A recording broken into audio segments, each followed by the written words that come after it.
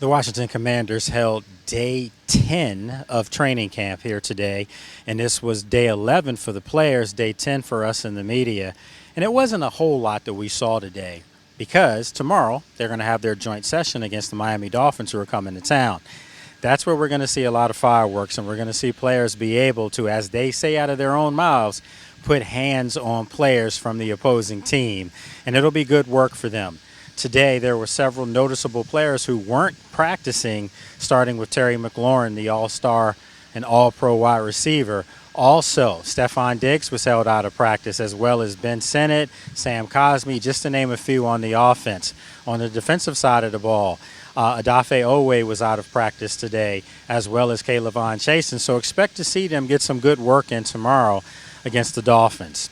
Now, before practice, we had a chance to talk with Coach Dan Quinn about the joint practices and what he's looking forward to. Yeah, it's an advantage to have it, for sure. It allows you to maybe do some things that you may not want to show into the ball games to go. It sets up things like one-on-ones. So tomorrow you'll see us, wide receivers, DBs, tight ends, running backs, matchups. How does that go? So just in terms of training your skills alone, there's an advantage. So I like it. And I think, the two for us seems the appropriate amount. And as we like to do, we try to spotlight a player who had a really good day. And today, the theme was Coulson Yankoff. That's right, number 80, the tight end, was doing some work out there on the field. And for my money, I think he's put a lot of pressure on Ben Sinnott, who had the day off. So that's a good sign for Ben Sinnott having the day off. But still, Coulson Yankoff has done some things, and I think he's solidified himself as, a person that should be on the roster as a tight end. But it's going to be interesting to see, can he elevate up that depth chart and maybe surpass a Ben Sinnott? So we'll have a lot more of that coming up over the next few weeks because obviously there's 3 preseason games that they'll have to play. Now, after practice, we had a chance to speak with Daronte Jones, and we talked to him as far as his unit coming together and his expectations entering tomorrow's joint practices. Some of the younger guys on your defense, like Kane Madrano and Ali, how do you feel like they're progressing in your system, compared to their skill sets? Because they're athletic guys. Are those guys flashing for you? Well, let's start with Ali. Ali's been good. He's made some plays out here, and as a young player, you can see how he's growing and maturing in his way. And the role that he has and how he's improving day to day has been very encouraging for him. And with Kane, Kane missed the first part of camp, so him having a different role, playing inside and outside for us, showing some versatility for us, has been good for him and his development. Yeah, when you look at Joshua Josephs, he's flashing a lot. Is that something that, you knew he had talent, but did you expect him to be this far along? Josh is he's picking up the tutelage of Coach Pagano, but then also he's surrounded by some good guys in that room. So with KC and Goff and Dorrance, they're in his ear, and so he's watching those guys. He's learning from those guys. So he's in a good group where he can kind of fast track a little bit some of the maturation process, but like where he is so far.